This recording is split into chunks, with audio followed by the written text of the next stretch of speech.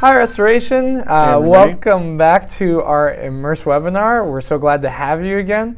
If you don't know what this is, we really encourage you to go back. We've got some great conversations that lead into here, but just to give you a quick summary, we are reading together as a church Immerse, which is an awesome Bible reading system. And so this section that we're reading together right now is Kingdoms, and it's all about the founding of the Kingdom of Israel. And there's some really awesome lessons that we're getting out of this. Not just lessons for like leaders or about how you do a community, but really lessons about how to live our daily lives and how to really treat the people around us and to treat our legacy. Absolutely. I think one of the things that's been super eye-opening for me is seeing just how flawed the characters in the story are.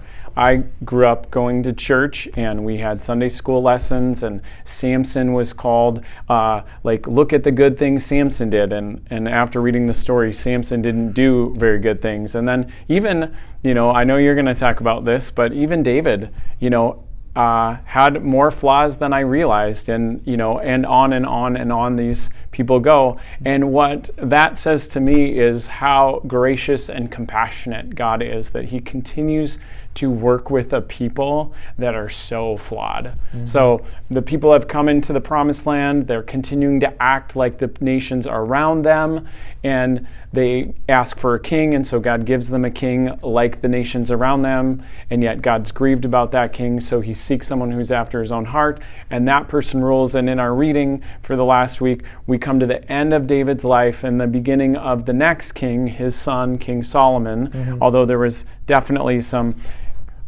contention around him being crowned king. Oh, yes. What did you find fascinating as we move into, kind of away from David and into a new king and a new time?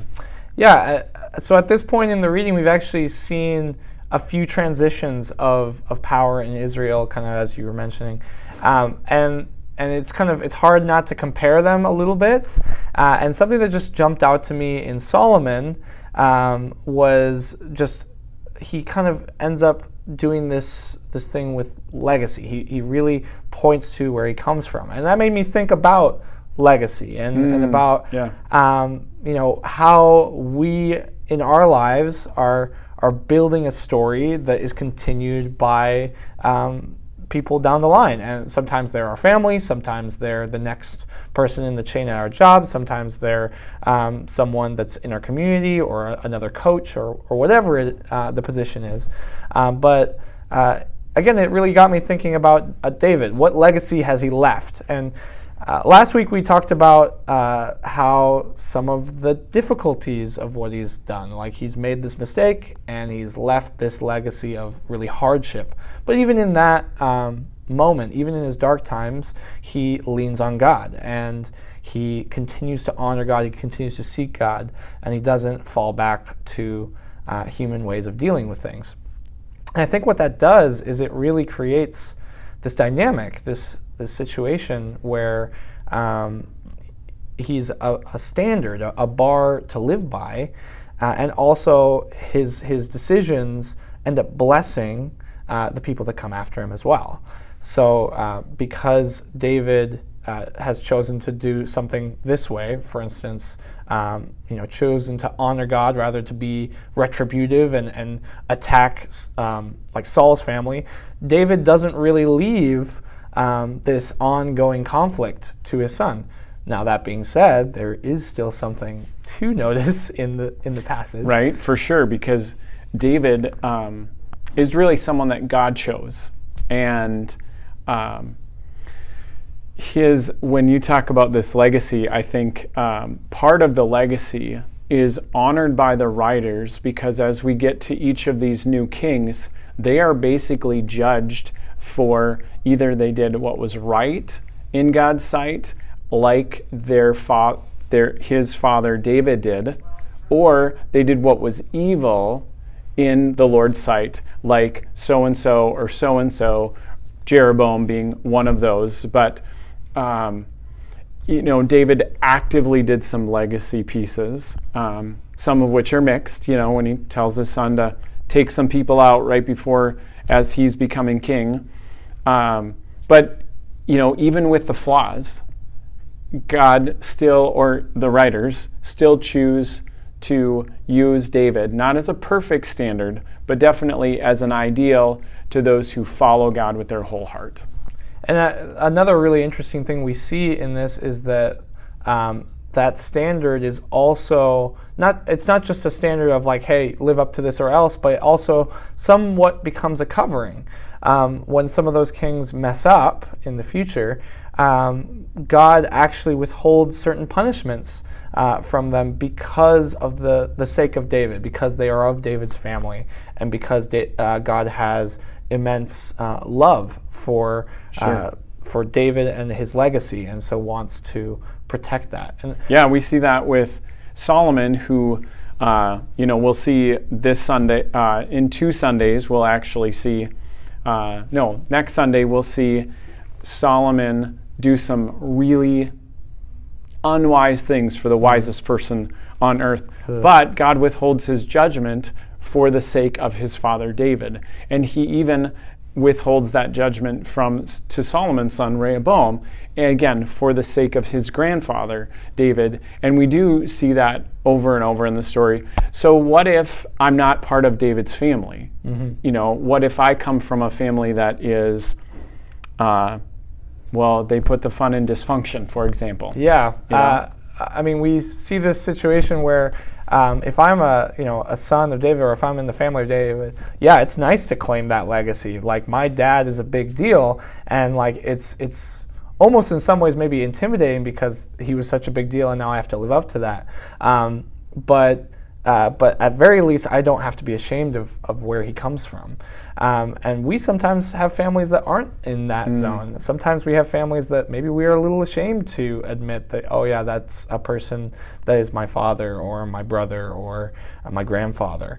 And there's this awesome reality that even the kings that follow David, some of them I should say, acknowledge and realize is that though David is their earthly father, and though David is their flesh and blood, ultimately, and this is even more so for us Christians, our love and affection, the person that we lean on, the person that we come from, is God. And in our case as Christians, we are literally adopted into the family of God, and we've been grafted in. And so our legacy is in fact kind of a dual one. We do have a familial legacy, and we can be proud of that. Yeah. We can also at times be, a little bit sad with that.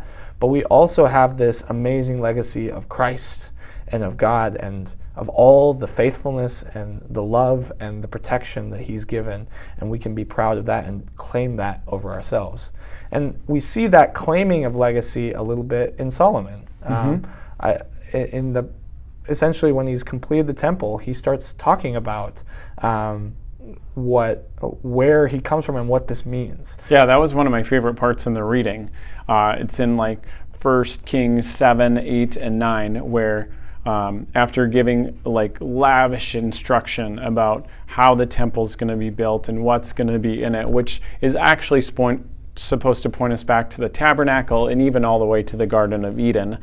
But then Solomon, he claims his lineage. He claims not just his earthly father, but the spiritual lineage that David has. And then, he doesn't say, my father's God. He says, my God. And I think he says, our God, as he is proclaiming to the people what this temple means. And it's this beautiful structure that could have easily become an idol or a thing of pride, at least for Solomon, but at least it doesn't start that way. Other things become idols for Solomon, but Solomon even says, one of my favorite parts in the reading was when he says, there's no God like you in heaven and on earth. You keep your covenant, you show unfailing love, and now, Lord, carry out the additional promises that you made to your servant David, my father. For you said, if your descendants guard their behavior and faithfully follow me as I have done, one of them will sit on the throne of Israel forever.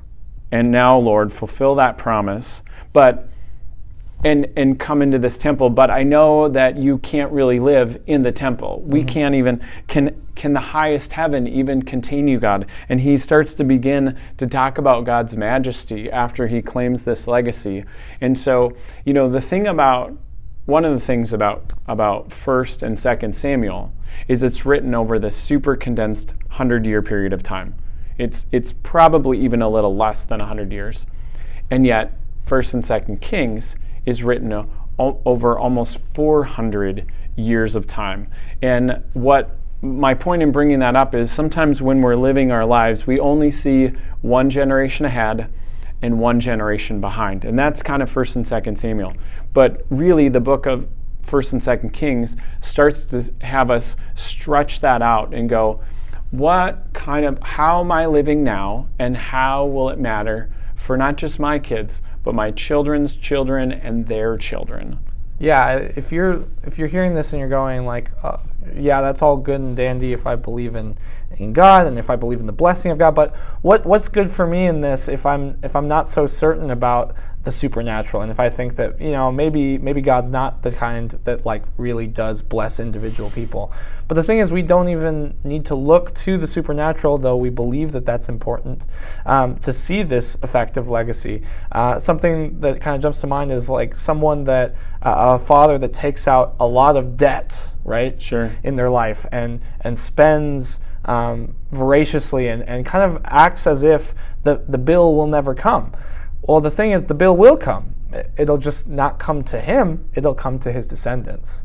Yeah. And with some of those debts, actually, I heard of a debt that was one the British government accrued at one point. It was this amazing, not amazing, but this horrifying debt that the government was taking on behalf of the British people to really ultimately aggrandize the government ministers themselves. Sure. And it was insane to know that this debt was started in like the 1700s, and they paid off like the last payment of it in like 2015. Wow. So the British people were struck by that legacy. They were burdened generations by it and generations for and generations to this day, and that is true of our individual lives as well. But that sounds probably more impactful to you because you read the story. To me, that feels like across the ocean, hundreds of years away.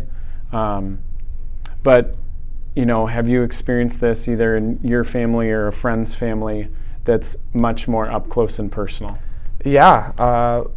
One of the things that has really jumped out to me when I sit down with my grandparents and I talk with them is that some of the decisions my great-grandfather made when he came to the United States led him and his wife to choose Jesus. And that choice of Jesus at the beginning, probably to them, they couldn't have anticipated what that would mean for their following, their children and their children's children. But what it has meant in my family has been a continuous dedication to Jesus' way of living life for others, putting their family before themselves, putting strangers even before ourselves. Yeah. And that example has trickled down from my great-grandfather to my grandfather to my father to me. Wow. And in that example and in that, like, how does that play out? Well, that plays out in a history that I can gladly talk about. We don't have many family skeletons. Sure. For the most part, my family has gifted me a legacy of faithfulness, love for others, and outward focus. And I can proudly talk about my great-grandfather did this, and my grandfather did this with his life. And even, a couple weeks ago, I was talking with my grandmother and learning more about how she's lived her life and how she's mentored others in her daily life, and things I didn't even know about, but I'm learning more about the legacy I've been gifted. Yeah. So right there's 4 generations, and I'm guessing you might have some pain and some more skeletons in your past. So as you read this, as you pray, as you think about why this matters, I encourage you to remember 2 things. One is that God is abundantly gracious. There is this promise that goes way back to Moses and says, like, the Lord is generous and faithful.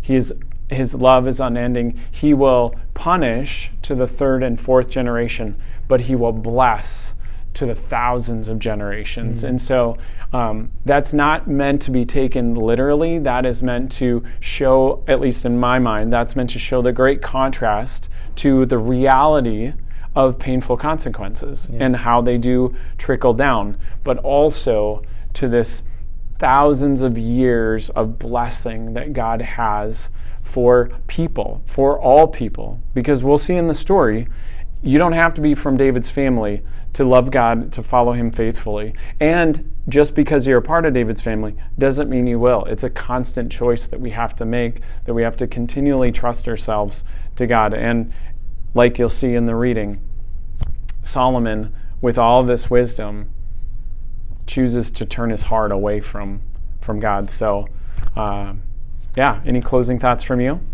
I just want to reinforce what you're talking about with that blessing of 1,000 generations and that punishment of a smaller place.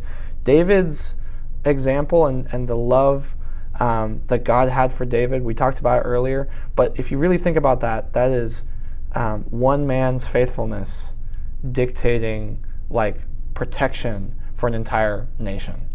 So God's mercy is great. Yeah. He sees small acts of devotion as covering a wide thing, and he quickly forgets our shortcomings. And so I think, again, encouragement that if you're having trouble with this legacy message because you're like, man, maybe I'm not living up to it, even small steps, even small acts of that love towards God and love towards others have a huge impact. Yeah. And we encourage you, get after it. It's worth it.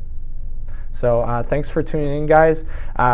Tune in next week. We'll hear a little bit about Solomon and the wise king that wasn't always so wise. And we'd love to see you tonight. We've got a wonderful message and a wonderful group of people that would love to have you. So 5:15 tonight at Restoration Covenant Church. We'd love to see you there. Take care, everybody.